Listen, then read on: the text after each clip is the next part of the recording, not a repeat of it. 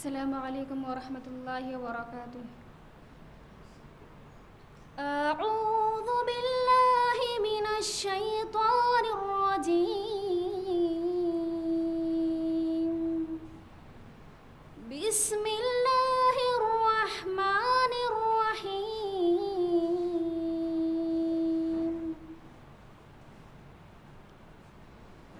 ان فی خلق السماوات والارض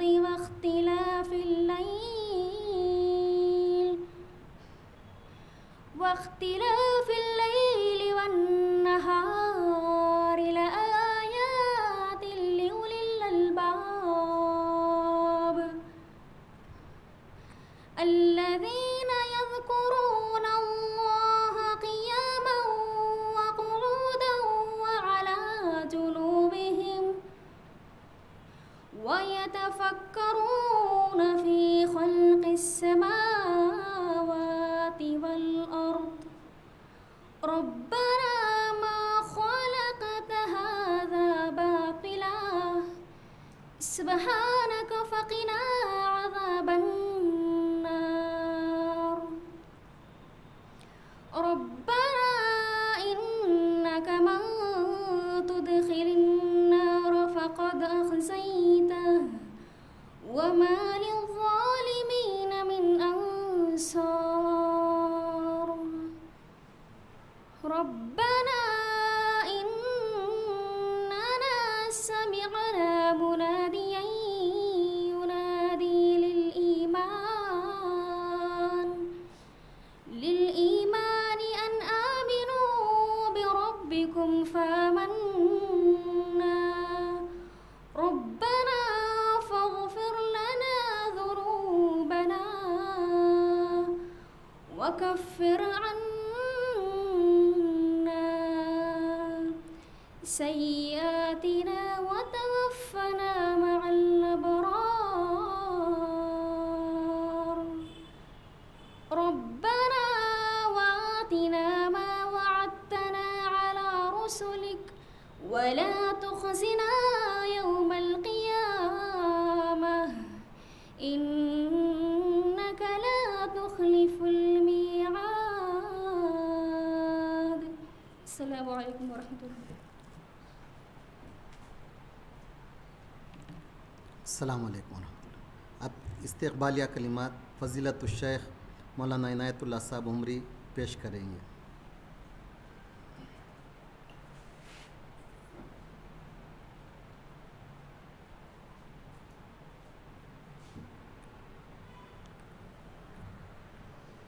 بسم اللہ الرحمن الرحیم۔ ان الحمد للہ والصلاة والسلام علی رسولہ الکریم، اما بعد فاما بنعمت ربک فحدث۔ قابل احترام مہمانان اعظام، ناظم کلیہ، اساتذہ کلیہ، معلمین و معلمات، ذمہ داران کلیہ اور عزیز طالبات، اللہ رب العالمین کا بے انتہا فضل و کرم ہے کہ اللہ تبارک و تعالی ہم تمام کو بغیر سوچے سمجھے کبھی ایسے انعامات سے نواز دیتا ہے، کبھی ایسے موقع فراہم کر دیتا ہے، اس کے بدلے میں ہم جتنا بھی اللہ کا شکر ادا کرے، جتنی بھی اس کی حمد و ثنا اور کبریائی بیان کرے، کمی ہوتی ہے۔ یہ اللہ کا بڑا احسان ہے، اللہ کا بڑا کرم ہے کہ ہم اللہ کے دربار میں شکر گزار ہیں کہ اللہ تعالیٰ نے ہمیں ایک بہترین موقع عنایت فرمایا۔ ابھی آپ تمام جانتی ہیں کہ اچانک ہمارے درمیان میں ایک ایسے موقع کا انعقاد ہوا جس کے بارے میں کوئی اس سے پہلے سوچے بھی نہیں تھے۔ ہمارے درمیان میں دو علماء اکرام جو تشریف فرما ہیں، یہ کسی مناسبت سے جامعہ دارالسلام عمر آباد تشریف لائے ہوئے تھے، تو ان سے ذمہ داران کلیہ ناظم کلیہ، اساتذہ کلیہ، ان کے آپسی مشوروں سے جو مہمانان اکرام آپ کے درمیان میں موجود ہیں ان سے درخواست کی گئی کہ وہ جامعہ کو کسی مناسبت سے آئے ہوئے تھے، تو اسی مناسبت سے ہمیں بھی فائدہ اٹھانے کے لیے طالبات کو نصیحتوں سے نوازنے کے لیے کچھ گراں قدر نصیحتیں آپ کو بتائیں گے، جس کی وجہ سے طالبات، معلمین اور معلمات کو شاید ہو سکتا ہے اس کا فائدہ ہو، انشاءاللہ ہوگا بھی ضرور۔ تو اس کی مناسبت سے دو افراد، دو علماء دین، علماء اکرام، فارغین جامعہ آپ کے درمیان میں موجود ہیں۔ اس اعتبار سے ہم اللہ تبارک و تعالیٰ کا سب سے پہلے شکر بجا لاتے ہیں، اس کے بعد مہمانان کا بھی ہم شکر ادا کرتے ہیں کہ آپ سے درخواست کرنے کے بعد، آپ کی گوناگوں مصروفیتوں کے باوجود، آپ نے ہمارے ادارے کے جانب سے جن لوگوں نے بھی درخواست آپ سے کیا ہے، ناظم کلیہ، اساتذہ، ان کی باتوں کو سب مانیں، آپ ہمارے درمیان میں آئے۔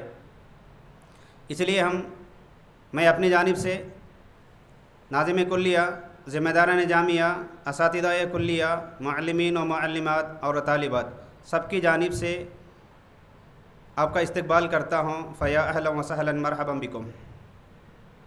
اللہ تبارک و تعالیٰ سے دعا بھی کرتے ہیں کہ اللہ تعالیٰ ان کے یہاں پر آنے کو قبول فرمائے اور ان کے لیے مغفرت کا ذریعہ اور نیکیوں میں اضافے کا ذریعہ بھی بنائے۔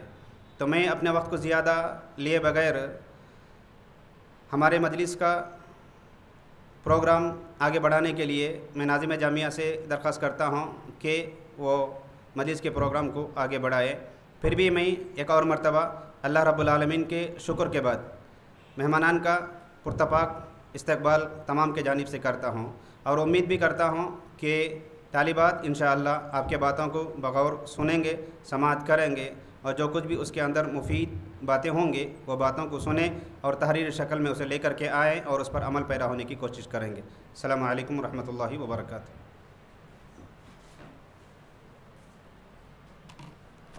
اس پروگرام کی پہلی مقررہ سی ناقلہ سمرین اعجاز پرنمٹ عالمی سال آخر کی طالبہ ہے، وہ آئیں اور تقریر کریں۔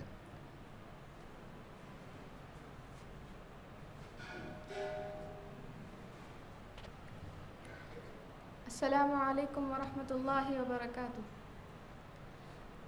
نحمده ونصلي على رسوله الكريم، اما بعد فاعوذ باللہ من الشیطان الرجیم، بسم اللہ الرحمن الرحیم۔ محمد رسول اللہ والذین معه اشداء علی الکفار رحماء بینہم۔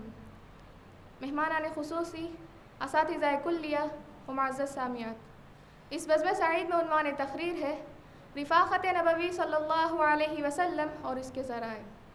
معزز سامعات، رفاقت نبوی یعنی اللہ کے رسول صلی اللہ علیہ وسلم کے ساتھی بننا۔ رفاقت نبوی دنیا کی ایک عظیم نعمت ہے۔ ایک لمحہ آپ کی رفاقت دنیا کی تمام چیزوں سے بہتر ہے۔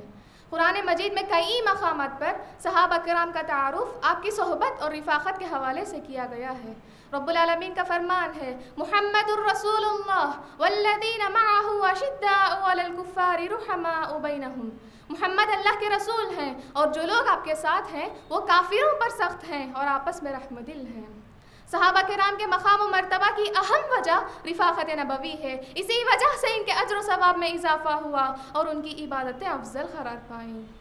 دنیا میں اگر کسی کو آپ کی صحبت کا شرف حاصل ہو جائے تو اس کے لیے بہت بڑا اعزاز ہے، بہت بڑی نعمت ہے، اور اگر یہ اعزاز جنت میں حاصل ہو جائے تو اس کی خوشی کی کیا حد ہوگی، اس کی خوشی کی انتہا کیا ہوگی۔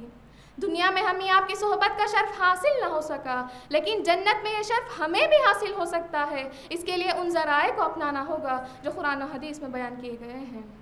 جنت میں رفاقت نبوی حاصل کرنے کا ایک اہم ذریعہ آپ صلی اللہ علیہ وسلم سے محبت ہے۔ اللہ عز و جل کے بعد اس کائنات پہ جس سے سب سے زیادہ محبت ہونی چاہیے وہ اللہ کے رسول صلی اللہ علیہ وسلم کی ذات ہے۔ جس شخص کے دل میں رسول کی سچی محبت ہوگی وہ قیامت کے دن آپ کی صحبت پا سکتا ہے۔ ایک صحابی اللہ کے رسول صلی اللہ علیہ وسلم کے پاس آئے اور سوال کیا کہ قیامت کب آئے گی؟ تو اللہ کے رسول نے پوچھا کہ تم نے اس کے لیے کیا تیاری کی ہے؟ تو صحابی نے فرمایا میں نے کچھ زیادہ تیاری نہیں کی، البتہ میں اللہ اور اس کے رسول سے محبت کرتا ہوں۔ تو آپ صلی اللہ علیہ وسلم نے فرمایا انت مع من احببت، تم قیامت کے دن ان لوگوں کے ساتھ ہوں گے جن سے تم محبت کرتے ہو۔ اسی طرح ایک صحابی اللہ کے رسول صلی اللہ علیہ وسلم کے پاس آئے اور کہا کہ اے اللہ کے رسول، میں آپ کو اپنی جان و مال اور اپنے اہل و عیال سے زیادہ محبت کرتا ہوں۔ جب میں اپنے گھر میں اپنے اہل و عیال کے ساتھ ہوتا ہوں اور آپ کی یاد آ جاتی ہے تو میں دوڑا دوڑا آپ کے پاس چلا آ جاتا ہوں اور آپ کا دیدار کر کے سکون حاصل کر لیتا ہوں۔ لیکن جب میں اپنی اور آپ کی موت کو یاد کرتا ہوں تو سوچتا ہوں کہ آپ تو انبیاء کے ساتھ اعلیٰ ترین درجات میں ہوں گے، اور اگر میں جنت میں گیا بھی تو آپ تک نہ پہنچ سکوں گا اور آپ کے دیدار سے محروم رہوں گا، یہ سوچ کر میں بے چین ہو جاتا ہوں۔ تو اس پر اللہ تعالیٰ نے یہ آیت نازل فرمائی وَمَن يُطِعِ اللَّهَ وَالرَّسُولَ فَأُولَٰئِكَ مَعَ الَّذِينَ أَنْعَمَ اللَّهُ عَلَيْهِمْ مِنَ النَّبِيِّينَ وَالصِّدِّيقِينَ وَالشُّهَدَاءِ وَالصَّالِحِينَ وَحَسُنَ أُولَٰئِكَ رَفِيقًا۔ جو اللہ اور اس کے رسول کی اطاعت کریں گے وہ قیامت کے دن ان لوگوں کے ساتھ ہوں گے جن پر اللہ تعالیٰ نے انعام کیا، یعنی انبیاء، صدیقین، شہداء اور صالحین کے ساتھ ہوں گے، اور یہ سب کیا ہی بہترین ساتھی ہیں۔ اللہ اکبر! کیا اس طرح کی محبت کی مثال آپ نے کبھی دیکھی ہے؟ اس طرح کی محبت و ایثار کی ایک نہیں ہزاروں مثالیں موجود ہیں۔ اسی طرح جنت میں رفاقت نبوی حاصل کرنے کا دوسرا اہم ذریعہ آپ صلی اللہ علیہ وسلم کی اتباع اور پیروی ہے۔ ہر مسلمان آپ سے محبت کا دعویٰ کرتا ہے، لیکن اصل میں آپ سے محبت آپ کی اتباع اور پیروی ہے۔ آپ کے چچا ابو طالب آپ سے حد سے زیادہ محبت کیا کرتے تھے، جب تک زندہ رہے آپ کے محافظ اور معاون بنے رہے، ہر حال میں آپ کا ساتھ دیا، لیکن ابو طالب کی یہ محبت انہیں کچھ فائدہ نہ پہنچائی، کیونکہ یہ محبت اطاعت اور پیروی سے خالی تھی۔ اسی طرح اگر کوئی مسلمان آپ سے محبت کا دعویٰ تو کرے مگر آپ کی اطاعت اور پیروی نہ کرے، وَمَا آتَاكُمُ الرَّسُولُ فَخُذُوهُ وَمَا نَهَاكُمْ عَنْهُ فَانْتَهُوا کے مطابق زندگی نہ گزارے اور آپ کی سنتوں پر عمل نہ کرے تو آپ کی محبت میں سچا نہ ہوگا۔ نوافل کا اہتمام بھی رفاقت نبوی حاصل کرنے کا ایک اہم ذریعہ ہے۔ اللہ کے رسول صلی اللہ علیہ وسلم کا فرمان ہے تم کثرت سے نوافل کا اہتمام کرو، جنت میں تمہیں میری رفاقت نصیب ہوگی۔ اچھے اخلاق ایک مسلمان کی پہچان ہے۔ اللہ کے رسول صلی اللہ علیہ وسلم کے اخلاق کے متعلق رب العالمین کا فرمان ہے وَإِنَّكَ لَعَلَىٰ خُلُقٍ عَظِيمٍ، اور اچھے اخلاق کے ذریعے بندہ مومن رسول کا محبوب اور قیامت کے دن آپ کا رفیق بن جاتا ہے۔ اللہ کے رسول صلی اللہ علیہ وسلم کا فرمان ہے إِنَّ مِنْ أَحَبِّكُمْ إِلَيَّ وَأَقْرَبِكُمْ مِنِّي مَجْلِسًا يَوْمَ الْقِيَامَةِ أَحَاسِنُكُمْ أَخْلَاقًا۔ معزز سامعین، یتیموں کی کفالت اور پرورش کرنا بڑے اجر و ثواب کا کام ہے، اور جو لوگ یتیموں کی پرورش کرتے ہیں ان کے لیے خوشخبری سنائی گئی ہے کہ قیامت کے دن انہیں رفاقت نبوی نصیب ہوگی۔ اللہ کے رسول صلی اللہ علیہ وسلم کا فرمان ہے انا وکافل الیتیم فی الجنۃ ھکذا، میں اور یتیموں کی کفالت کرنے والا جنت میں اس طرح ہوں گے۔ آپ نے درمیانی اور شہادت کی انگلیوں سے اشارہ فرمایا۔ اور اسی طرح جنت میں رفاقت نبوی حاصل کرنے کے لیے دعا بھی کرنا چاہیے۔ رفاقت نبوی حاصل کرنے کے صحیح جذبہ اور شوق کی بڑی دلیل یہ ہے کہ بندہ مومن اپنی دعاؤں میں رفاقت نبوی طلب کرے۔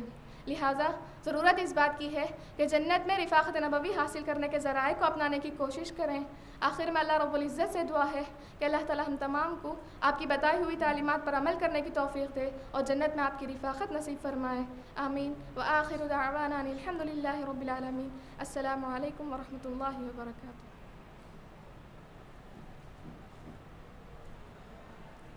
دوسری مقررہ ہے سی مبشرہ چاند باشا آمبور عالمی سال دوم کی طالبہ ہے، وہ آئیں اور تقریر۔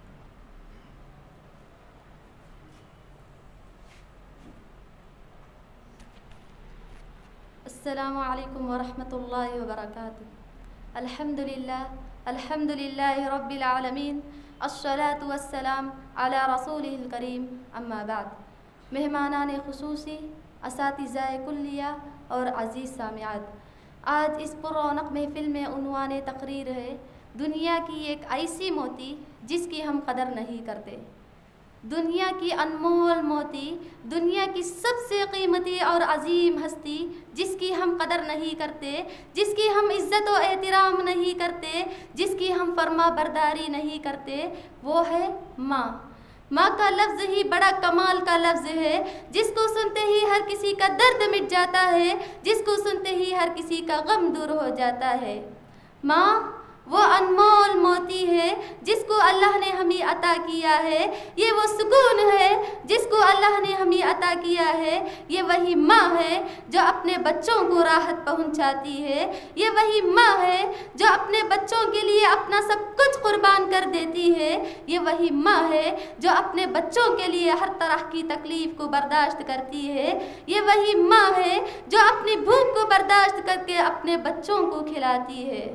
اللہ تعالیٰ کا ارشاد ہے اما یبلغن عندک الکبر احدہما او کلاہما فلا تقل لہما اف ولا تنہرہما وقل لہما قولا کریما۔ اگر تیری موجودگی میں ان دونوں میں سے یہ کیا وہ دونوں بڑھاپے کو پہنچ جائے تو ان کے آگے اف تک نہ کہنا اور نہ ہی انہیں ڈانٹ ڈپٹ کرنا، بلکہ ان کے ساتھ ادب و احترام سے بات چیت کرنا۔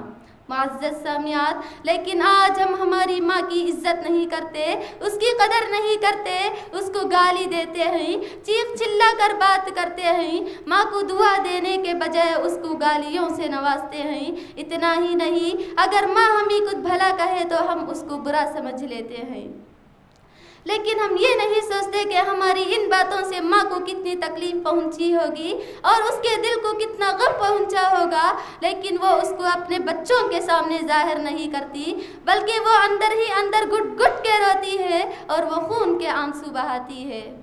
نبی کریم صلی اللہ علیہ وسلم کا ارشاد ہے الجنت تحت اقدام الامہات، ماں کے قدموں کے نیچے جنت ہے۔ معزز سامعات، ماں کا کتنا بڑا مقام ہے، ماں کا کتنا بڑا درجہ ہے، لیکن آج ہم اس کے مقام و مرتبہ کی قدر نہیں کرتے۔ کسی شاعر نے کیا ہی خوب کہا، ماں سے بڑھ کر کیا نام ہوگا، ماں سے بڑھ کر کیا نام ہوگا، اس نام سے ہم کو احترام کیا ہوگا، جس کے قدموں کے نیچے ہے جنت، جس کے قدموں کے نیچے ہے جنت، تو اس کا سر کا مقام کیا ہوگا۔ معزز سامعات، آج جس کے پاس ماں ہے وہ تو ماں کی عزت ہی نہیں کرتے، ماں کی قدر ہی نہیں کرتے، ماں کی پرواہ ہی نہیں کرتے۔ اتنا ہی نہیں، وہ اپنی ماں کو بوجھ سمجھتے ہیں۔ ارے ماں کو بوجھ سمجھنے والوں، ماں کی قدر تو ان بچوں سے جا کر پوچھو جن کی ماں اس دنیا میں نہیں ہے۔ جب ماں کی موت ہو جاتی ہے تو بچوں کا سکون چلے جاتا ہے، ان کی خوشیاں ختم ہو جاتی ہے، ان کی ہمتیں کم ہو جاتی ہے، اتنا ہی نہیں ان کی زندگی ہی بدل جاتی ہے۔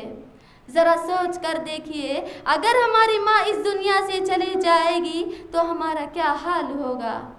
جب وہی ماں اپنے بچوں کی زندگی میں ہوتی ہے، جب بچے پریشان ہو جاتے ہیں وہ اپنے بچوں کے ہاتھ کو تھام لیتی ہے، جب وہی بچے دکھ میں ہو تو وہ اپنے بچوں کے غم کو پہچان لیتی ہے اور ان کو تسلی دینے لگتی ہے۔ معزز سامعات، اتنا ہی نہیں، ماں ہمارے لیے کیا کچھ نہیں کرتی، وہ اپنے بچوں کے خاطر دنیا سے لڑتی ہے، ہر طرح کی تکلیفیں، مصیبتیں اور پریشانیوں کا ڈٹ کر سامنا کرتی ہے، لیکن آج ہم اس کے یہ غم کو بھی نہیں پہچانتے اور اس کے ایک تکلیف کو بھی نہیں سمجھتے۔ معزز سامعات، ذرا سوچ کر دیکھیے، ہم نے کہاں تک اپنی ماں کا حق ادا کیا ہے اور ہم نے کہاں تک اس کی فرما برداری کی ہے۔ یاد رکھو، اب ہم کو ہماری ماں کی قدر نہیں معلوم ہوگی جب وہ ہم سے بچھڑ جائے گی، یا تو وہ اس دنیا سے چلی جائے گی، تو تب ہم کو ہماری ماں کی قدر معلوم ہوگی۔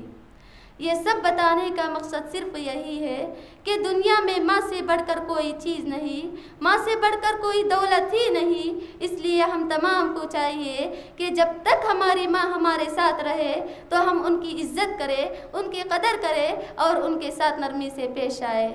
آخر میں اللہ رب العالمین سے دعا ہے کہ اللہ رب العالمین ہم تمام کو جو کچھ سنے ہیں اس پر عمل کرنے کی نیک توفیق عنایت فرمائے، آمین۔ السلام علیکم ورحمۃ اللہ وبرکاتہ۔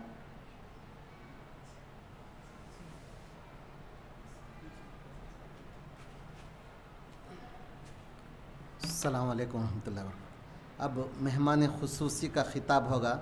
فضیلت الشیخ عبدالرحیم خرم جامی سے درخواست کرتا ہوں کہ وہ آئے اور طالبات کو انمول نصیحتوں سے نوازے۔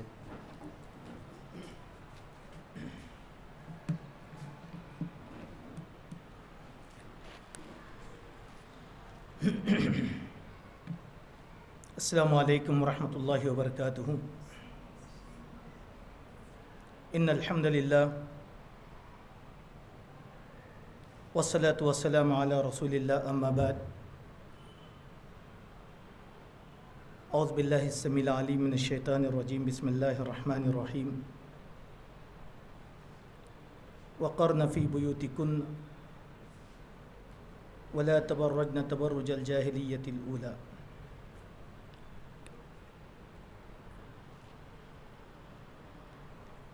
شہنشین پر تشریف فرما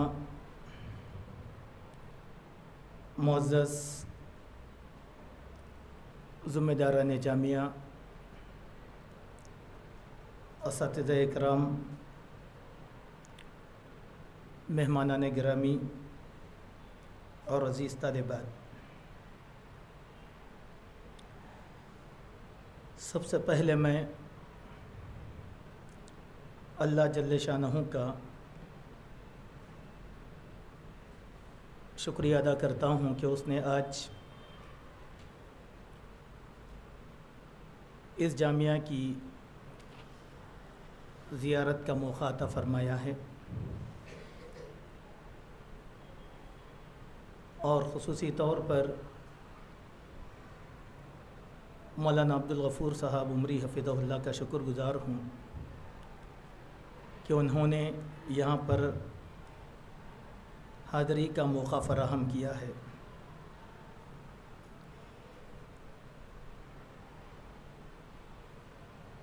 الحمدللہ میں دوسری مرتبہ اس جامعہ میں تشریف لا رہا ہوں۔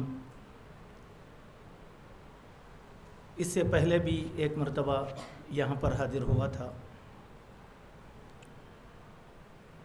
المہم چونکہ یہاں کا آنا غیر ارادی طور پر ہوا، اچانک شیخ نے کہا کہ چلنا ہے، تو ہم نے بھی کہا کہ ٹھیک ہے چلیں گے، چونکہ جس مقصد سے لیے ہم آئے تھے اس مقصد کی تکمیل بھی ہو جائے گی، ہمارا کام بھی ہوگا اور راہ خدا کا کام بھی ہوگا، اور ہمارے سفر کو مبارک کرنے کے لیے اس سے اچھا اور کوئی موقع نہیں ہو سکتا ہے۔ میں بالاختصار دو چند باتیں آپ کی نظر کرنا مناسب سمجھتا ہوں، اور یہ میری گفتگو بے ربط ہوگی، لیکن اس گفتگو سے یقیناً آپ کو فائدہ بھی ہوگا۔ اگر کسی کا فائدہ ہوگا تو یقیناً یہ میرے لیے باعث سعادت بات ہوگی۔ پہلی بات یہ ہے کہ آپ طالبات اللہ تبارک و تعالیٰ کا سب سے زیادہ شکریہ ادا کریں کہ اللہ تبارک و تعالیٰ نے آپ کو اپنے دین کے علم کے لیے اور دین کی خدمت کے لیے منتخب فرمایا ہے۔ یہ رتبہ بلند جسے مل گیا سو مل گیا، ہر مدعی کے واسطے دار و رسن کہاں۔ چونکہ کائنات بڑی وسیع ہے اور اس کی خوبصورتی بہت زیادہ پھیلی ہوئی ہے، اس کی آسائش اور اس کی زیبائش کو چھوڑ کر اور اپنے گھروں کے آرام اور اطمینان اور سکون، رشتہ داروں کی محبت اور پیار کو چھوڑ کر اس جامعہ میں آنا اور اپنی زندگی کو مبارک کرنا، یہ صرف اللہ تبارک و تعالیٰ ہی کی طرف سے ہے۔ ہم یہ سمجھیں کہ اللہ تبارک و تعالیٰ نے ہمارا اکرام کیا ہے۔ اب اس موقع کو غنیمت جان کر اور یہاں کے قیام کو حقیقی زندگی میں روبہ عمل لانے کے لیے ہمیں کیا کیا کرنا چاہیے اور مستقبل کی کیا تیاری کرنا چاہیے، اور اس علم کا حق کس طریقے سے ادا ہو سکتا ہے، ہم سب اس بات کو غور کریں اور اس پر فکر کریں اور اسی کی تیاری کریں۔ عزیز طالبات، قرآن مجید میں اللہ تبارک و تعالیٰ نے دین کی بہت ہی تعریف کی ہے اور اس دین کے تحفظ کے لیے خواتین کی عملی طور پر تربیت کی ہے۔ اس چیز کو ہم اپنے پیش نظر ہمیشہ رکھیں۔ جب ہم سیرت کا مطالعہ کرتے ہیں تو ایک چھوٹی سی بات ہمارے سامنے آتی ہے، وہ یہ کہ اس دین کی ترویج میں، اس دین کی ترقی میں خواتین کا مردوں سے زیادہ حصہ رہا، اور خواتین نے اس دین کو بہت ہی سنوارا ہے اور اس کی اشاعت میں بہت بڑی قربانی پیش کی ہے۔ عمومی طور پر ہمارے سامنے صحابہ ہی کا تذکرہ کیا جاتا ہے، لیکن صحابیات کا تذکرہ بہت کم کیا جاتا ان کے کارناموں کا۔ لیکن آپ جب سیرت پڑھیں گے تو یہ بات آئے گی کہ جب اللہ کے پیارے حبیب صلی اللہ علیہ وسلم کو تاج نبوت سے سرفراز کیا گیا تو اس زمین پر ایمان لانے والا کوئی نہ تھا، لیکن سب سے پہلے ایمان لانے والی ایک عورت تھی، حضرت خدیجۃ الکبریٰ، اور انہوں نے قدم قدم پر اللہ کے نبی صلی اللہ علیہ وسلم کو سہارا دیا اور آپ کے ساتھ برابر محنتیں کیں اور ہر چیز کو آپ پر لٹا دیا۔ یہ پہلی عورت۔ پھر دوسری عورت، جب مکہ میں تعذیب کا زمانہ آیا تو اس دین کی سربلندی اور اشاعت کے لیے سب سے پہلی شہادت دینے والی بھی ایک خاتون جس کا نام سمیہ، پھر اس کے بعد زنیرہ، اس کے بعد لینا، یہ سب نام ہمارے سامنے آتے ہیں۔ تمہیداً میں یہ اسی لیے کہہ رہا ہوں کہ یہ دین دراصل خواتین کی قربانیوں کا بھی مرہون منت ہے۔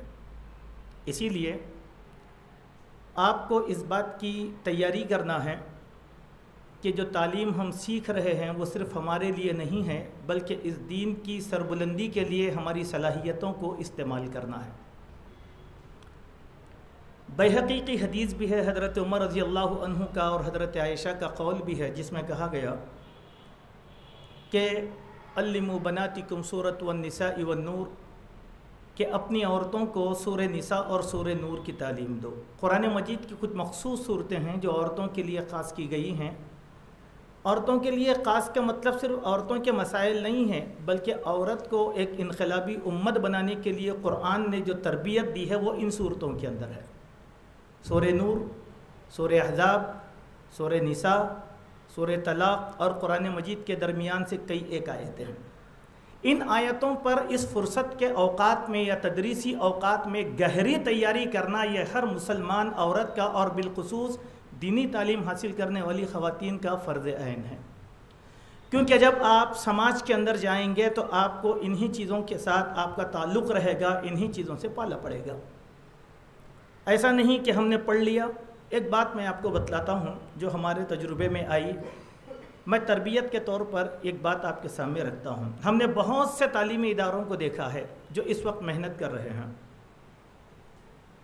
کچھ تو ایسے ہیں امت مسلمہ میں جو یہ چاہتے ہیں کہ کوئی دیندار خاتون ہمارے گھر کا حصہ بنے یا ہمارے گھر کی بہو بنے۔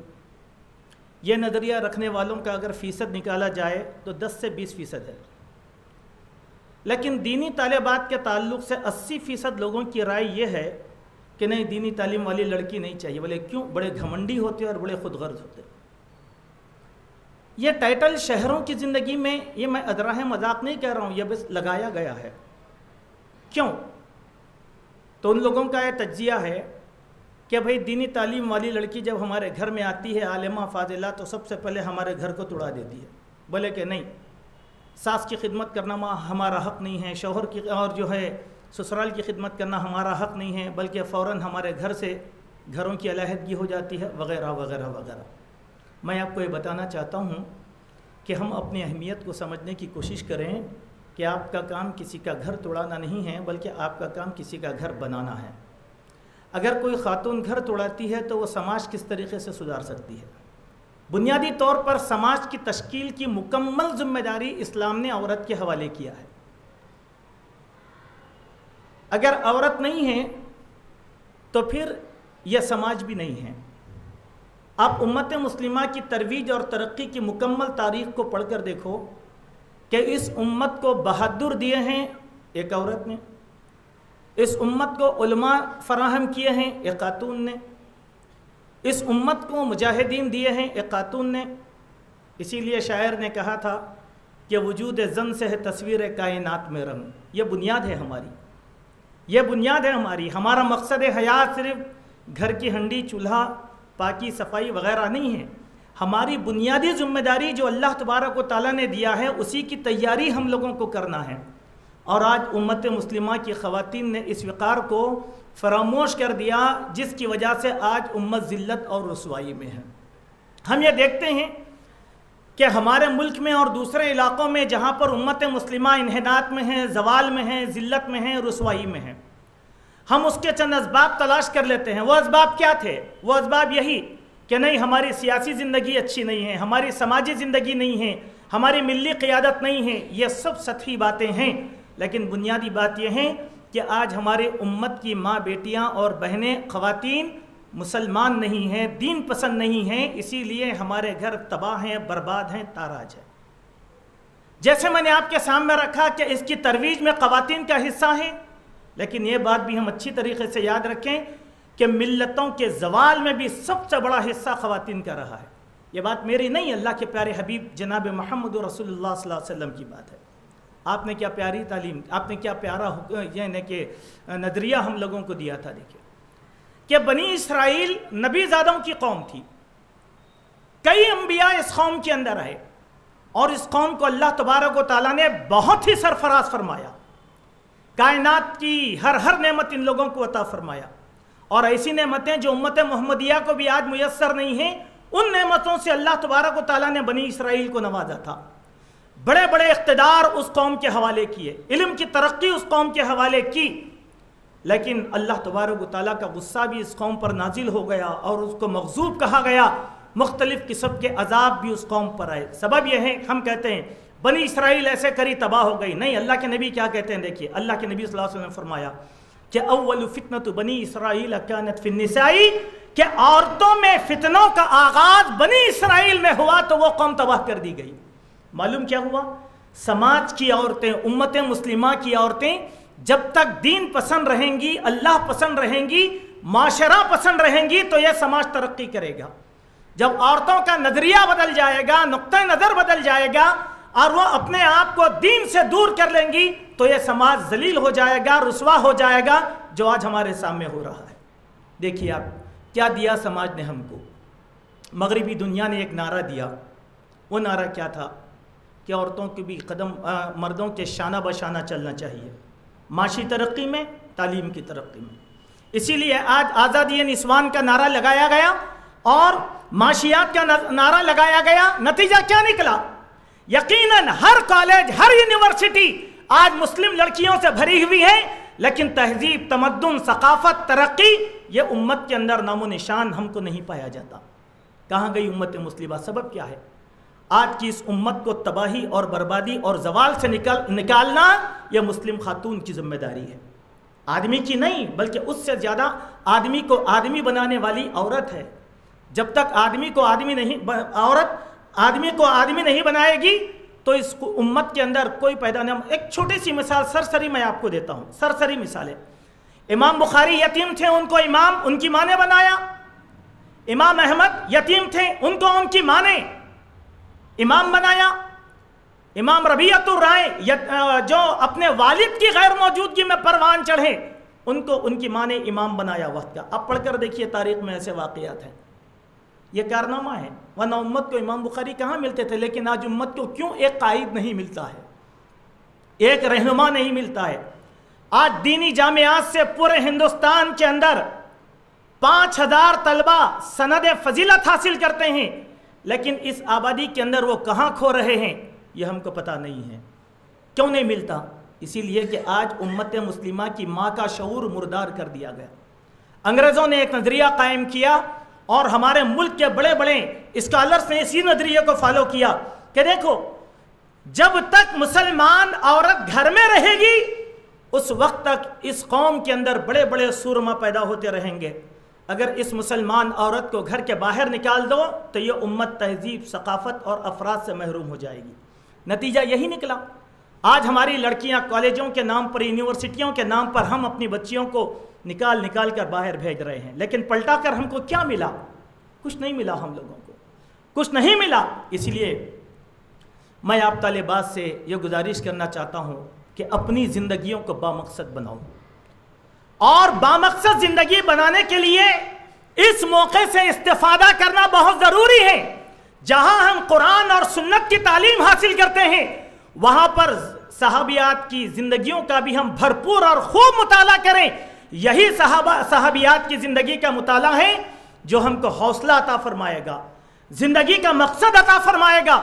ورنہ صرف قرآن اور حدیث کے دلائل اگر آپ یاد کر لیں گے تو آپ مفتی بن جائیں گے، لیکن عمل کا جو جذبہ ہے وہ ہمارے اندر سرایت نہیں کرے گا، وہ پایا نہیں جائے گا۔ اور ہماری تعلیم کا بنیادی مقصد یہ ہے کہ ہمارے اندر عمل کی صلاحیت پیدا ہو، اور یہ عمل کی صلاحیت صحابیات اور صحابہ کے ذکر کے ذریعے سے ملتی ہے۔ آپ پڑھیے کتابوں کو، سیرت کی کتابوں کو، اردو میں بہت سی کتابیں ہیں، عربی میں بہت سی کتابیں ہیں۔ اردو میں آپ تذکرہ صحابیات پڑھیے طالب ہاشمی کی، اور تذکرہ صحابیات پڑھیے اسحاق بھٹی کی۔ جب آپ پڑھیں گے تو آپ کو ایک چیز اس میں معلوم ہوگی، آپ خود اپنی طرف سے ایک موضوع بنا سکتے ہیں جب یہ پڑھیں گے کہ وہ صحابیات کون سی ہیں جن صحابیات نے صحابہ کرام اور ان کی اولاد کو علم دین دیا اور ان کی تربیت کی۔ ایک موضوع آپ کے سامنے آئے گا، اس سے ہمارے اندر جذبہ پیدا ہوگا۔ میدان جہاد میں کام کرنے والی کون کون سی صحابیات تھی، جب آپ مطالعہ کریں گے اپنی ایک ڈائری کے اندر اس کو نوٹ کریں گے تو ایک نیا موضوع آپ کو ملے گا۔ ایک چھوٹی سی مثال میں آپ کو دیتا ہوں۔ ہمارے مدرسے کے نصاب میں اسحاق بھٹی کی کتاب ہے تذکرہ صحابیات۔ ہم لوگوں نے مسابقہ رکھا ایسے ہی، تو ہماری طالبات نے ایک ہی کتاب سے 34 موضوعات کے اوپر ایک نئی کتاب کو ترتیب دیا۔ جب آپ پڑھیں گے تو بہت سا مطالعہ اس کے اندر، یہی چیز ہے جو ہمارے اندر حوصلہ پیدا کرتی ہے۔ یہ کام ہم کو کرنا ہے، اسی سے ذہن بنے گا۔ دیکھیے، تعلیم تو آپ پڑھ لیں گے، کامیاب تو ہو جائیں گے، سند مل جائے گی، لیکن آپ کی فکر نہیں بنی، اگر آپ کی سوچ نہیں بنی تو اس علم کا کوئی فائدہ نہیں ہے۔ اور اس علم، آپ کی سوچ کو بنانے والی جو چیز ہے وہ سیرت کا مطالعہ ہے، اور جب تک ہم سیرت کا مطالعہ نہیں کریں گے نہ ہماری سوچ بنے گی اور نہ فکر۔ ایک آخری بات کہتا ہوا میں اپنے گفتگو کو ختم کر دوں گا۔ دیکھیے، قرآن میں اللہ نے ایک بات کہا، ایک ہی جملہ، حالانکہ آیت کے اندر 8 تعلیمات خواتین کے لیے دی گئی ہیں، لیکن میں اس کا ذکر نہیں کروں گا۔ اللہ تبارک و تعالیٰ نے ایک جملہ کہا خواتین کے لیے سورہ احزاب میں، وَقَرْنَ فِي بُيُوتِكُنَّ، اس کے بعد تعلیمات ہے کہ اے عورتوں تم اپنے گھروں کو لازم پکڑو۔ مطلب کیا ہے اس چیز کا؟ اس چیز کا دنیا نے یہ مطلب سمجھایا کہ اسلام عورت کو قیدی بنا دیتا ہے۔ دیکھو قرآن میں اللہ نے کہا وَقَرْنَ فِي بُيُوتِكُنَّ، لیکن اس حکم کی گہرائی میں آپ تفسیر کا مطالعہ کرتے ہوئے جائیں اور اپنی سوچ کو بروئے کار لائیں، اس کے فوائد ہی فوائد ہم کو ملتے ہیں۔ عورت نے گھر چھوڑ دیا، سماج تباہ ہو گیا۔ عورت نے گھر چھوڑ دیا، معاشیات کے نام پہ ازواجی زندگی تباہ ہو گئی۔ عورت نے اپنا گھر چھوڑ دیا، اس کا تحفظ ختم ہو گیا۔ کتنے آپ کو اس کے مقاصد ہمارے سامنے آتے ہیں، اس کو سوچنا ہے۔ قرآن مجید یہی تعلیم ہم لوگوں کو دیتا ہے۔ اگر ہم اس چیز کو نہیں سوچیں گے تو پھر ہماری زندگی کا کوئی مطلب نہیں۔ آخری بات، یہی نکات ہیں، یہی آیتیں ہیں۔ جب آپ کا ذہن بنے گا تو ذمہ داری یہ ہے کہ جس علاقے میں آپ جائیں گے، جہاں پر آپ رہیں گے، وہاں امت مسلمہ کی عورتوں کا ذہن بنانا یہ آپ کی اپنی ذمہ داری ہے۔ اور جب تک خواتین کا ذہن نہیں بنایا جائے گا، ہمارے گھر اور ہمارا سماج دیندار نہیں ہو سکتا۔ اسی لیے آپ اللہ کا شکریہ ادا کریں، اللہ نے آپ کو یہ موقع عطا فرمایا۔ اس موقع کو غنیمت جانیں کہ اللہ تعالیٰ نے زندگی کا ایک مختصر سا حصہ اپنے دین کے لیے آپ کو یہاں پر فراہم کیا۔ اس سے بھرپور استفادہ کرنے کی کوشش کریں۔ یہ چند بکھرے ہوئے کلمات تھے جس کو میں نے آپ کے سامنے رکھنے کی کوشش کیا ہے۔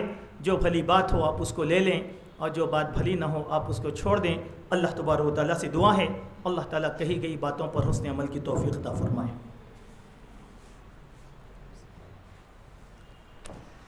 اس کے بعد مہمان خصوصی فضیلت الشیخ فہیم الدین عمری حفظہ اللہ آپ لوگوں سے خطاب فرمائیں گے۔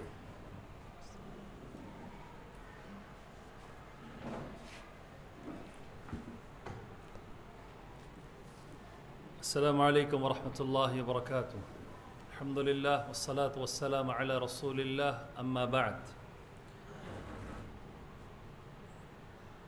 معزز عمید الکلیہ، اساتذہ کرام، معلمات اور عزیز طالبات،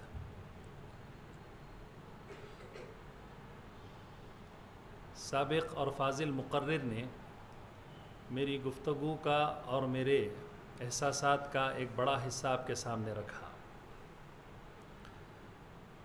مختصر طور پر چند باتیں آپ کے گوش گزار کروں گا. سورہ احزاب کی جو آیت 33 ہے، جس کے بارے میں آپ نے ابھی سنا، اللہ رب العالمین فرماتے ہیں: اعوذ باللہ من الشیطان الرجیم وقرن فی بیوتکن ولا تبرجن تبرج الجاہلیۃ الاولی واقمنا الصلاۃ وآتینا الزکاۃ واطعنا اللہ ورسولہ انما یرید اللہ لیذہب عنکم الرجس اہل البیت ویطہرکم تطہیرا. اس آیت کریمہ میں عقل مندوں کے لیے بڑی نشانیاں ہیں.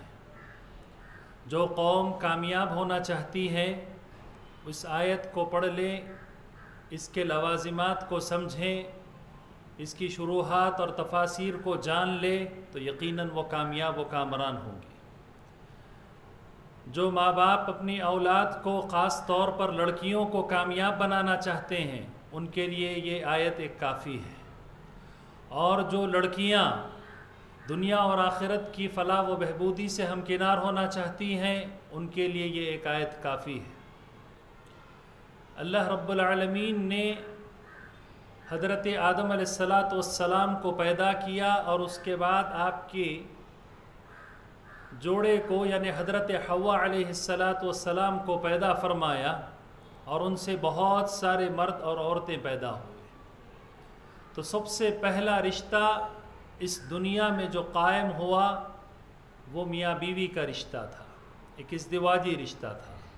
اس کے بعد بچیوں کی تربیت کے لیے، ان کی اصلاح کے لیے، ان کی دنیا اور آخرت کی کامیابی کے لیے وقتاً فوقتاً بہت ساری آیات اور بینات نازل کر دی گئی، جس میں جو ہدایت چاہتا ہے اس کے لیے کامیابی ہے. وَلَا تَبَرَّجْنَ تَبَرُّجَ الْجَاهِلِيَّةِ الْأُولَى. مستشرقین نے جو مغرب میں بیٹھ کر مشرق کے لوگوں کے ایمان کے شبہات میں اضافہ کرنا چاہتے ہیں یا ایمان کے اندر شبہات پیدا کرنا چاہتے ہیں، ان لوگوں نے کیا کیا؟ ان لوگوں نے مسلمان مردوں کے اندر، مومنین کی جماعت کے اندر عقیدے کے تعلق سے، مسائل کے تعلق سے، فقہ کے تعلق سے ہزاروں قسم کے اشکالات پیدا کیے، اور انہوں نے ہماری خواتین کو ٹارگٹ بنایا وومن لبرائزیشن کے نام پر، آزادی نسواں کے نام پر، مرد اور عورتوں کے حقوق برابر برابر ہوں اس کے نام پر. آپ کو معلوم ہوگا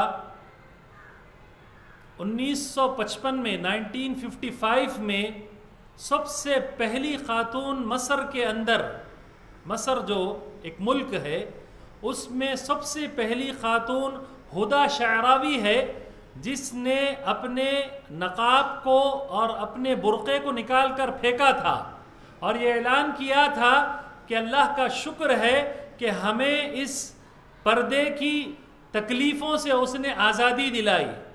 ہدا شعراوی ہے، وہ کہاں سے آئی تھی اور کہاں سے تربیت لے کر آئی تھی؟ مغرب سے تربیت لے کر آئی تھی. اور جو ہی وہ مصر پہنچی، وہاں کے بالکل چوراہے پر کھڑے ہو کر اس نے اپنے برقعے کو نکال کر پھینک دیا. تو مغربی تہذیب کو مصر نے 1955 سے عورتوں پہ نافذ کرنا شروع کیا.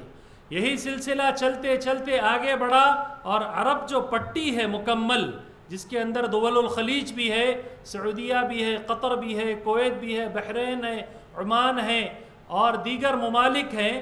آپ دیکھیں گے، سنیں گے، پڑھیں گے بہت زیادہ لباس کے سلسلے میں آزاد خیال ہیں، متدینہ ہیں، توحید پرست ہیں، لیکن لباس کے معاملے میں بہت زیادہ آزاد ہیں۔ اسی طرح ہندوستان، پاکستان اور بنگلہ دیش جب ایک تھے تو ایک بڑی تعداد مسلمانوں کی تھی، جہاں مسلمان مرد ہیں وہاں خواتین بھی ہیں، تو ان کے دین میں بگاڑ اور فساد پیدا کرنے کے لیے انڈیا کو ٹارگٹ بنایا گیا اور یہاں آزادی نسواں کا نعرہ بلند کیا گیا۔ وومن لبرائزیشن، آپ نے اس کی تباہ کاریاں بھی سنی، اس کے فسادات بھی سنے، اور جیسی تخریب کاری خاندانوں میں ہو رہی ہے، یہ تمام چیزیں آپ نے سنی، میں اس پر مزید روشنی نہیں ڈالوں گا۔ میں صرف یہ کہوں گا، آپ کو آزادی کا نعرہ سننے میں بڑا ٹھیک لگتا ہے، لیکن اس کے نتائج جو ہیں بڑے تباہ کن ہیں۔ اس کے نتائج اتنے تباہ کن ہیں کہ آج ہندوستان کے اندر آپ دیکھیے، مسلمان تو مسلمان، غیر مسلم عورتیں اور خواتین کی عزتیں غیر محفوظ ہیں۔ آفیسز کے اندر ان کے پاس کوئی نظم نہیں ہے، بہت زیادہ خواتین کے اوپر تکالیف کا اور ان کو بیجا مسائل کا شکار بنایا جا رہا ہے، اور موجودہ حکومت خاص طور پر حقوق نسواں کے سلسلے میں مکمل طور پر ناکام ہو چکی ہے۔ آئے دن واقعات آتے ہیں، کسی بھی طبقے کی ہو، کسی بھی ذات پات کی ہو، کسی بھی دھرم اور دین کی ہو، لیکن عورت اپنی جگہ ایک عورت ہے، اس کی عزت ہے، اس کا احترام ہے، اور اس کی ایک شخصیت ہے، اس کی ایک پرسنالٹی ہے۔ اس کا احترام کرنا ہر فرد پر، ہر مرد پر، ہر سوسائٹی پر، ہر کمیونٹی پر لازم اور ضروری ہے، لازم اور ضروری ہے۔ تو وومن لبرائزیشن کے اس نعرے پر جن قوموں نے، تحریکوں نے، جماعتوں نے، کمیونٹی نے عمل کیا، آج وہ تباہیوں کے دلدل میں پہنچ گئے ہیں۔ عزتیں محفوظ نہیں ہیں، نسلیں محفوظ نہیں ہیں، دل و دماغ محفوظ نہیں ہیں۔ آپ کے علم اور اطلاع کے لیے سائیکیٹرسٹ، ماہرین نفسیات کا یہ کہنا ہے کہ عمر کے ایک درجے کو پہنچنے کے بعد خواتین کی اکثریت نفسیاتی امراض کا شکار ہو رہی ہے۔ وجہ کیا ہے؟ بچپن کے ادوار میں، دور میں، یا پھر جوانی کی عمر میں، یا اس سے آگے کے مراحل میں مختلف قسم کے شکنجوں میں اس کو جکڑ دیا جاتا اور اس کو مسائل کا شکار بنا دیا جاتا۔ المہم، یہ بہت بڑی افسوس کی بات ہے، اسلام نے جو امہات المؤمنین کو رب العالمین نے خطاب کر کے کہا، خصوصی خطاب اور عام خطاب تمام امت کی بچیوں کے لیے، وَقَرْنَ فِي بُيُوتِكُنَّ، گھر کو لازم پکڑیے۔ آپ گھر کی انشاءاللہ ملکہ ہوں گی، آپ گھر کی سب کچھ روح رواں ہوں گی، آپ گھر کی سیاہ و سفید کی مالک ہوں گی۔ یہ گھر آپ کی حکومت ہے، یہ گھر آپ کی مکمل حکومت ہے، اس کے اندر آپ کو پورے اختیارات ہیں۔ آپ کے اختیارات کو، آپ کے جذبات کو، آپ کے احساسات کو اور آپ کے کمالات کو دبایا نہیں جا رہا ہے، پردے کے نام پر، گھر میں قید کرنے کے نام پر نہیں، بلکہ آپ کو موقع دیا جا رہا ہے۔ یہاں حکومت بھی آپ کی، سیاست بھی آپ کی، سیاہ سفید کے بھی مالک آپ۔ تبھی کیا ہوگا؟ نسلیں بھی ماشاءاللہ محفوظ ہوں گی، اور بہترین نوجوان، بہترین بچے انشاءاللہ ہمارے گھروں سے نکلیں گے۔ آپ کو ایک بات بتاتا ہوں، آج امت کی خواتین، خاص طور پر ہماری بچیوں کے اندر ایک قسم کا ڈر اور خوف پیدا ہو گیا، ایک ڈر اور خوف پیدا ہو گیا۔ ایک طرف افراط ہے، دوسری طرف تفریط ہے۔ تفریط میں ہم دیکھتے ہیں ڈر و خوف اور ہراس کا شکار ہیں۔ ایک طرف افراط ہے، ہم عالمہ ہیں، ہم فاضلہ ہیں، شیخ نے کہا کہ اب ہمارے اوپر ذمہ داریاں لازم نہیں ہیں، اور ان جملوں کی تائید میں سپریم کورٹ کے کئی فیصلے آئے ہیں۔ ایسے ملک میں میں اور آپ جی رہے ہیں جہاں اب شریعت پر بات نہیں ہوگی، جہاں قرآن و حدیث پر بات نہیں ہوگی، جہاں حضرت خدیجہ، حضرت عائشہ، حضرت فاطمہ کی سیرتوں پر بات نہیں ہوگی، اب آزادی نسواں اور وومن لبرائزیشن کے اوپر بات ہوگی۔ نتیجہ ہم دیکھ رہے ہیں، افراد کی نظر ہو کر زندگیاں تباہ ہو رہی ہیں۔ زندگیاں تباہ ہو رہی ہیں. اللہ آپ سب کی حفاظت فرمائے. دوسری اہم ترین چیز کہ ہماری جو مائیں رہی، میری والدہ ہیں اور ہمارے مشائخ کی والدہ، آپ لوگوں کی والدائیں، اور ان کے اوپر جو ہمارے والدہ کی والدائیں ہیں، یہ لوگ کسی مدرسے کی فارغہ ہیں، یہ لوگ کسی اسکول کالج کی فارغہ ہیں. میری اپنی ماں 7th کلاس فیل ہے، 7th کلاس پاس نہیں فیل ہے، لیکن الحمدللہ ہم 4 بہن بھائی، 1 بہن 3 بھائی، مضبوط تربیت. سردی کا معاملہ ہو، گرمی کا موسم ہو، نمازوں کے سلسلے میں، طہارت و پاکیزگی کے سلسلے میں، یہاں تک کہ ہر چھوٹی بڑی چیز کے سلسلے میں پوری رپورٹ کرنا، پورا نظم دیکھنا، اور کہاں گئے کہاں نہیں، کیسے اٹھے کیسے ساری چیزوں کی تفصیلات. تو پہلے کی خواتین کے اندر تعلیم کی کمی تھی، تربیت ان کے اندر بہت تھی. تربیت ان کے اندر اتنی زیادہ اور شدید تھی کہ وہ کہیں پر بھی اپنی آنکھوں کو بند نہیں کرتے تھے، اور بچیوں کے سلسلے میں ان کی جو بھی کوتاہیاں ہوتی اس پر وہ چشم پوشی سے کام نہیں لیتے، بلکہ سختی کے ساتھ تربیت کرتے تھے. اور ایک بات آپ سے عرض کرتا چلوں، اللہ رب العالمین نے بڑی نعمتوں سے آپ کو نوازا ہے. وہ سب سے بڑی نعمت یہ ہے کہ ہزاروں لاکھوں کروڑوں لڑکیاں آج آپ دیکھتے ہیں، آپ شہروں میں دیکھتے ہیں، ملکوں میں دیکھتے ہیں، آپ کو چنا ہے کتاب اللہ اور سنت رسول اللہ پر عمل کرنے کے لیے اور اس کی نشر و اشاعت کے لیے. آپ خوش نصیب ہیں. اس خوش نصیبی پر آپ شکر گزار بنیں. یہ نہ ہو کہ آپ فتووں کی کلیشن کاف لے کر شروع ہو جائیں. آپ شکر گزار بنے کہ 1000 آپ کے خاندان میں دیکھ لیجئے کتنی بچیاں مدرسے میں پڑھ رہی ہیں. ہر لڑکی، ہر طالبہ اپنے خاندان میں دیکھیں کتنی بچیاں اسکول اور کالج میں ہیں اور کتنی مدرسے میں ہیں. تو یہ آپ کے اوپر اللہ کا بہت بڑا کرم ہے، رحم ہے، نعمت ہے کہ اللہ نے آپ کو اپنے دین کی تعلیم کے لیے چنا. اس پر آپ شکر ادا کیجیے. میں شکر ادا کروں اس بات پر کہ مجھے آپ سے خطاب کا موقع ملا. اس میں فخر کی، اس کے اندر جو ہے اور تعریف کی، اس کے اندر کسی چیز کی ضرورت نہیں ہے.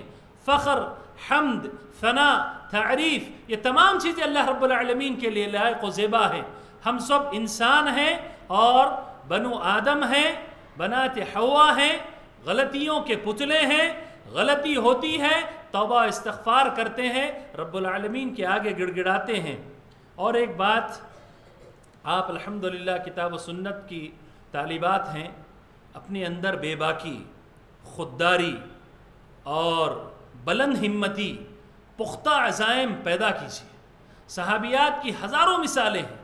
خولہ بنت ثعلبہ رضی اللہ تعالی عنہ وقت کے امیر المؤمنین عمر رضی اللہ عنہ کو رکاتی ہیں اور رکا کر نصیحتیں کرتی ہیں کہ رعیت کے معاملے میں، رعایا کے معاملے میں آپ جو کام کر رہے ہیں اس کے اندر ان اصلاحات کی ضرورت ہے. آپ کے ساتھ ایک صحابی ہوتے ہیں جارود نامی، وہ دیکھتے ہیں کہ ایک بوڑھی خاتون ہے جو حضرت عمر کو اچھا خاصا سنا رہی ہے، تو پریشان ہو جاتے ہیں اور کہتے ہیں کہ اے خاتون کیا کہہ رہی ہے امیر المؤمنین سے؟ حضرت عمر کہتے ہیں دعیہا، چھوڑ دو انہیں. اما تعرفہا، کیا تم نہیں جانتے ہو یہ خاتون کون ہے؟ یہ خاتون خولہ بنت ثعلبہ ہے، جس کی بات اور گفتگو کا رب العالمین نے 7 سماوات، 7 آسمان پر سنا ہے. اور عمر اللہ رب العالمین کی اس بندی کا زیادہ مستحق ہے کہ اس کی بات کو سنے. اور ایک بات، یہاں تک حضرت عمر کہتے ہیں اگر صبح سے لے کر شام تک مجھے یہ کہتی، فرض نماز کے لیے جاتا اور واپس آتا پھر ان کی نصیحت سنتا. تو کیا بے باکی تھی، کیسی خودداری، حق گوئی، قولوا قولا سدیدا کی عملی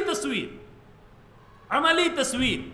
الغرض جو صحابیات گزری ہیں ان کی سیرتوں کا مکمل آپ مطالعہ بھی کریں اور ان کی زندگیوں کو زیادہ سے زیادہ پڑھیں.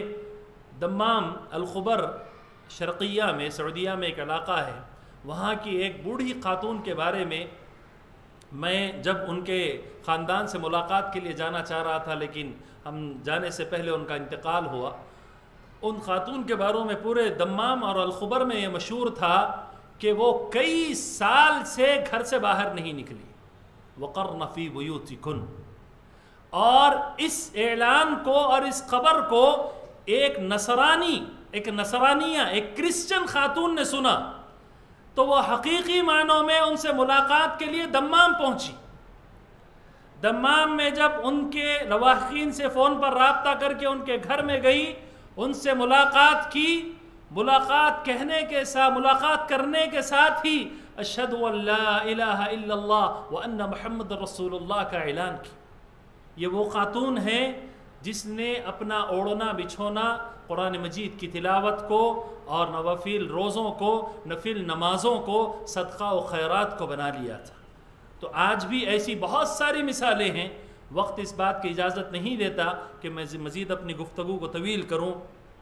آپ لوگوں سے ایک التماس ہے, گزارش ہے کہ اپنے اندر یہ خوبیوں کو پیدا کیجئے, اور مغربی تہذیب کے جو نعرے ہیں وہ صرف اور صرف تباہی اور بربادی کے نعرے ہیں.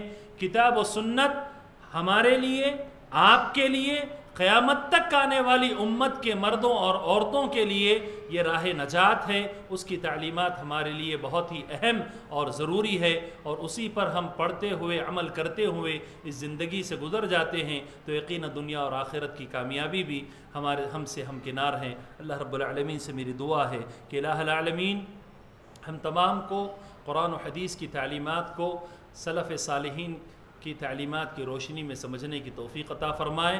اور شکر گزار ہوں ذمہ داران اور عہدیداران کا کہ آپ لوگوں کے سامنے کچھ کہنے کا اور آپ لوگوں کی صلاحیتوں کو جاننے کا, سننے کا موقع ملا.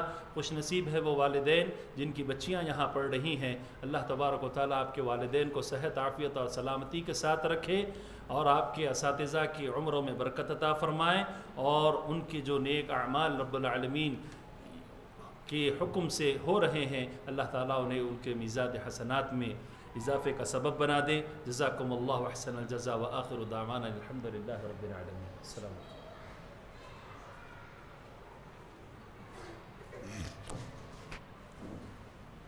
اب میں حضرت الشیخ مولانا عبدالغفور عمری حفظہ اللہ کو دعوت دیتا ہوں کہ وہ آئے ہدیہ تشکر پیش کریں. السلام علیکم ورحمۃ اللہ وبرکاتہ. اعوذ باللہ من الشیطان الرجیم. بسم اللہ الرحمن الرحیم. لئن شکرتم لازیدنکم. معزز مہمانان اکرام, اساتذہ کلیہ, ذمہ داران کلیہ, معلمات و عزیز طالبات, میں سب سے پہلے اللہ تعالیٰ کا شکر بجا لاتا ہوں کہ اس نے ہم کو یہ موقع عنایت فرمایا کہ جو مہمان آئے ہوئے ہیں تو ان کے ذریعے ہم کچھ دینی باتیں سننے اور سنانے کا موقع ہم کو نصیب فرمایا. اس مناسبت سے خصوصاً جو مہمان آئے ہوئے ہیں, جیسے ہی میری ملاقات ان سے ہوئی میں نے ان کے سامنے درخواست رکھی تو فوراً وہ بغیر کسی ہچکچاہٹ کے فوراً دعوت کو قبول کیا. اس لیے کہ ایک دینی کام ہے, دینی کام کرنے کا ایک موقع مل رہا ہے, اور یہ ہمارے مولوی عبدالرحیم خرم جامی اور مولوی فہیم الدین میرے خاص دوست احباب میں سے شمار ہوتے ہیں, اور بے تکلف دوستانہ تعلقات ہمارے درمیان ہیں. تو اس اعتبار سے یہ لوگوں نے اپنے اوقات کو بالائے طاق, قیمتی اوقات کو بالائے طاق رکھ کر, اور بھی کچھ ان کے مصروفیات تھے لیکن انہوں نے اس موقع کو غنیمت جانتے ہوئے فوراً میری دعوت پر لبیک کہہ کر یہاں تشریف لائے. تو ان کی تشریف آوری پر میں شکر گزار ہوں مہمانوں کا. اور دوسری بات یہ ہے کہ مہمانوں نے جن باتوں کی طرف رہنمائی کی ہے, جو انمول نصیحتوں سے ہم کو نوازا ہے, امید ہے کہ ہم بھی اور طالبات بھی ان نصیحتوں پر عمل کرنے کی کوشش کریں گے, اور ان تعلیمات کو سمجھ کر اپنی زندگی کا اوڑھنا بچھونا بنانے کی کوشش کریں گے. اللہ تبارک و تعالی ہم سب کو سنی ہوئی باتوں اور پڑھی ہوئی باتوں پر عمل کرنے کی توفیق عطا فرمائے. آمین. وآخر دعوانا ان الحمدللہ رب العالمین. اسی کے ساتھ مجلس برخاست کی دعا پڑھ لیجئے. سبحانک اللہم و بحمدک اشہد ان لا الہ الا انت استغفرک و اتوب الیک. السلام علیکم.